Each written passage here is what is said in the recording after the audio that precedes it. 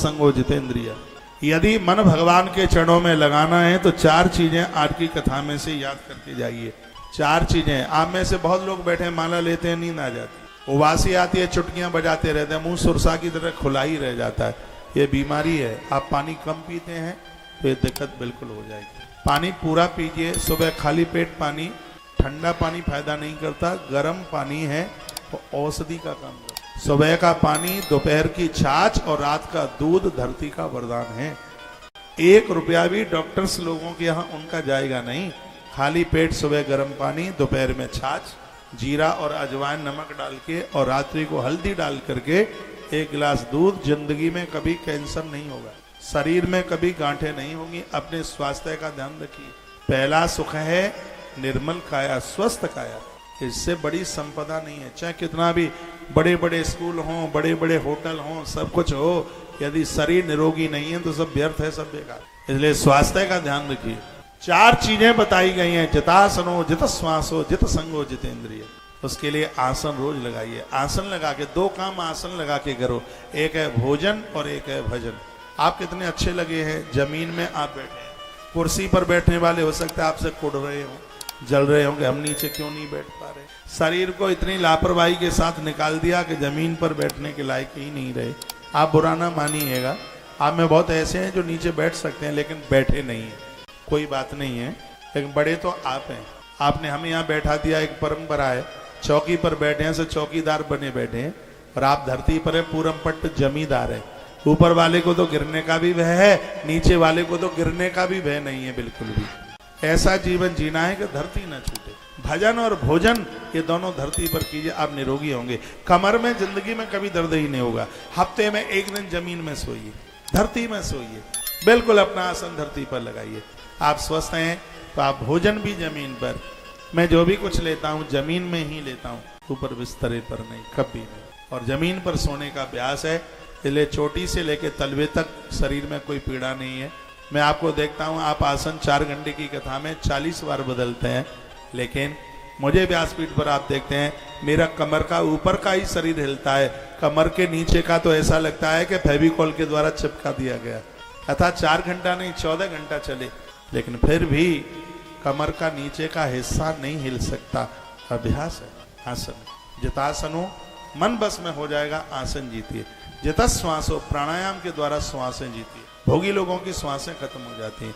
जो दिन में सोते हैं, रात को जागते हैं, उनकी श्वासें खत्म हो जाती हैं। उन्हें टीबी का रोग हो जाता है, उनके फेफड़े कमजोर हो जाते हैं। जो दिन में सोते हैं, रात में जागते हैं, उनके फेफड़े कमजोर हो जाते हैं।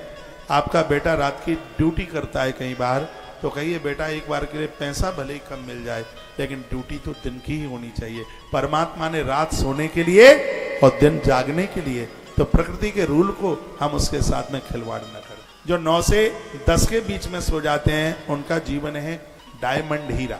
9 से 10 के बीच में आप सो गए तो आप अनमोल हीरा है, और 10 से 10:30 के बीच में आप सो गए हैं तो आप गोल्ड हैं, सोना है। 10 से 10:30 के बीच में तो आप सोना है। अब पसंद कीजिए आप क्या चाहते हैं।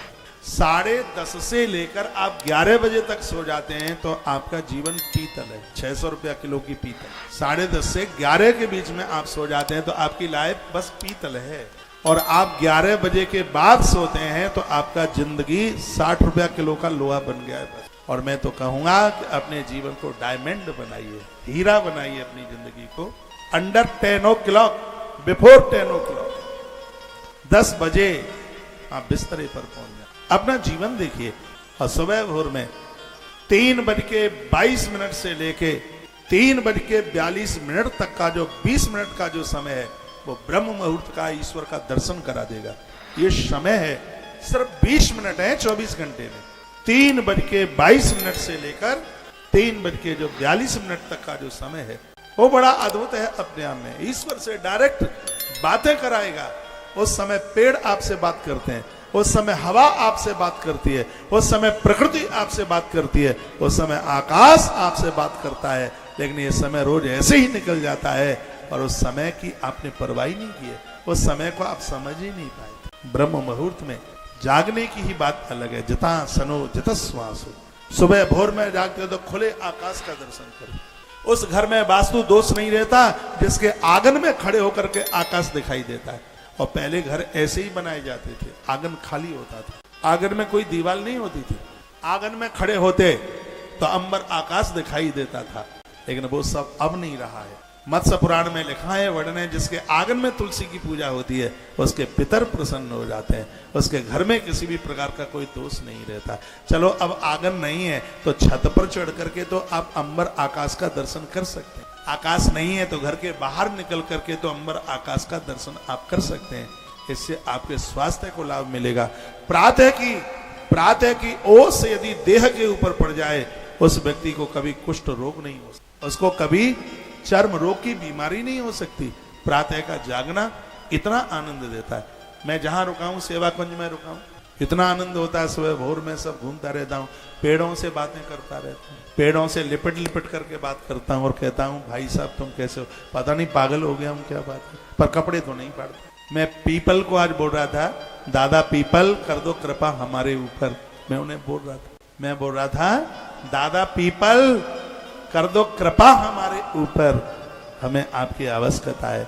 रोज पीपल का पत्ता ऐसे घिसो, अपने माथे पर लगाओ, कपोलों पे लगाओ, माथे में दर्द नहीं रहेगा कभी। ऐसा अग्नि पुराण में ये तस्वीरें आप देख रहे हैं, यहीं की देख रहे हैं। जा मैं आपका थैंक यू बोलता हूँ, धन्यवाद बोलता हूँ। आपने हमारी रुकने की व्यवस्था बहुत बढ़िया करी है। आपके 100 में से 100 नंबर है पूरे। इतना बढ़िया स्थान है जहाँ पर पीपल से बात होती है, जहां पर बबूल से बात होती है। बबूल तो बड़ा अद्भुत यार है। वो कहता है कि मेरी दांतुन कर, मैं बुढ़ापे में भी दांत नीचे टपकने नहीं दूंगा। नीम की पत्तियां रोज खाता हूं उधर। नीम की पत्तियां आपके बालों को नहीं गिरने देंगी, नीम की पत्तियां चांद को गंजी नहीं होने देंगी। नीम की पत्तियां, ये वैक्सीन लगने के तत्पश्चात बाल बहुत टूट रहे हैं, लोगों बाल झड़ रहे हैं। ये 5-4 पत्तियां नीम की आप खाते रहे, ऊपर गुनगुना पानी पीते रहे। गर्भाकालीन नारी नीम की पत्तियां ना ले, नहीं तो गर्भ स्राव की स्थिति हो सकती है। नीम की पत्ती स्वास्थ्य के लिए बहुत फायदेमंद है, चर्म रोग खत्म करती है, बालों को टूटने से बचा लेती है नीम की पत्ती। तो पेड़ों से आप प्रीति कीजिए, उनसे स्नेह कीजिए, इनको मारिए मत, इनको काटिए मत, इनसे मिलिए, इनसे मिलिए। एक बार मुझे बुखार आ गया और कई दिन हो गए थे, वैसे भगवान की कृपा से आता नहीं है, तब आ गया और वो कैसे भी जावे नहीं। एक महात्मा जी मुझे मिले और वो कहते हैं बुखार चला जाएगा, किसी पेड़ से लिपट करके बोल देना कि अब मुझसे बुखार सहन नहीं होता है, तुम हमारे बुखार को ले लो। आश्रम से थोड़ा आगे श्यामकुटी के पास एक पेड़ था, पीपल का ही था। तो मैंने कहा कि अब बुखार हमसे सहन नहीं होता है, हमारे बुखार को तुम ले लो। आप विश्वास करें, पीपल देवता ने हमारा बुखार ले लिया और बिना दवाई के हाल ही बुखार चला गया, और पहले दवाई से भी नहीं जा रहा था।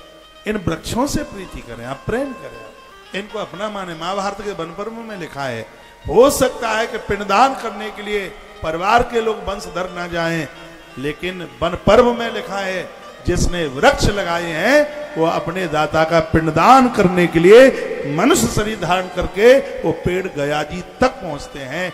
ऐसा पितामह भीष्म ने राजा युधिष्ठिर को ये बात कही। वृक्षों के प्रति सुबह घूमिए, टहलिए, इस पर्यावरण का आनंद लीजिए, इन्हें मारिए काटिए मत, इनको लगाइए, पेड़ लगाइए, वृक्ष लगाइए। आज अंधाधुंध पेड़ कट रहे हैं। आप तो बड़े बड़भागी हैं कि आप दिल्ली के जाम से बचे, आप दिल्ली के धुएं से बचे, आप बड़े भाग्यशाली हैं। मुझे यहाँ पर तो 70-75 के लोग, अब 50 के नजर आते हैं। मैं जय किशन जी को मैं पूछ रहा था, मित्तल जी को, आज इन्होंने दीक्षा ली। मैंने इनको पूछा कि आपकी उम्र कितनी हो गई है। मैं वैसे पूछता नहीं हूँ, लेकिन मेरा मन नहीं माना और मैंने इनको पूछ लिया। तो ये मुझे कहते हैं कि मैं 70 प्लस का हो गया। मुझे लग रहा अरे आप तो अभी 49 के लग रहे हैं देखने में। तो है यहाँ के वातावरण का असर है।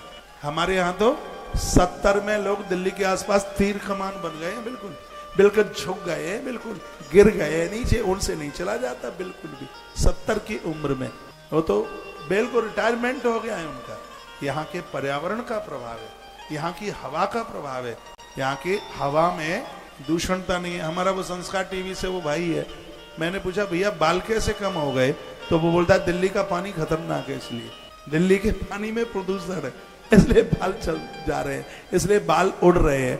लेकिन यहाँ देखा जाता है, ये मेरे सामने बच्चे बैठे हैं, इनके सिर पर कितने घने बाल हैं। यहाँ का वायुमंडल, यहाँ पेड़ है। मैं काशी से चला तो एक भी मुझे मुझे नहीं मिला कोई ऐसा एरिया 1 किलोमीटर का भी जिसमें जंगल ना हो, जिसमें वन ना हो। तो यहाँ पर यहाँ की रौनक यहाँ के वन स्थल से। नागपुर की कल्पना मत करना, मैंने पूरा देख लिया है। बेंगलोर की कल्पना मत करना, मैंने पूरा देख लिया है। चेन्नई की कल्पना मत करना, मैंने पूरा देख लिया है।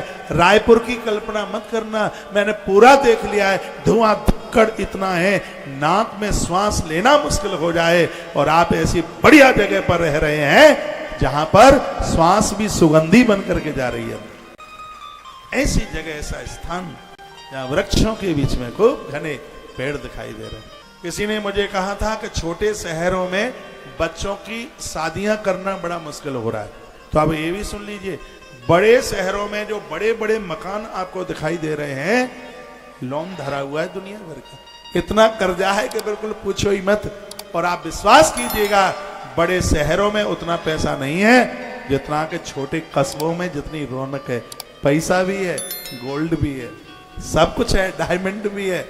ये उस डायमंड से भी भरे हैं और ये आनंद के डायमंड से भी भरे हैं। जगह भले ही छोटी है, लेकिन इनके हृदय बहुत विशाल है। बड़े शहरों में तो ये नहीं पता होता कि हमारे बगल में रहता कौन है। आपको पूरे सूरजपुर का पता होगा कि कौन सी गली में गर्ग रहते हैं, कि मित्तल रहते हैं, कि शर्मा रहते हैं, कि वर्मा रहते हैं, सब पता है। वहां अपने पड़ोसी का पता नहीं होता। आप बड़ी अच्छी जगह पर रह रहे, आप बड़े सुकून से रह रहे हैं। और जो भगवान का बन करके जीता है, उनके यहाँ भगवान ऐसे आ जाते हैं जैसे महात्मा विदुर के घर भगवान श्री द्वारकाधीश कृष्ण चल करके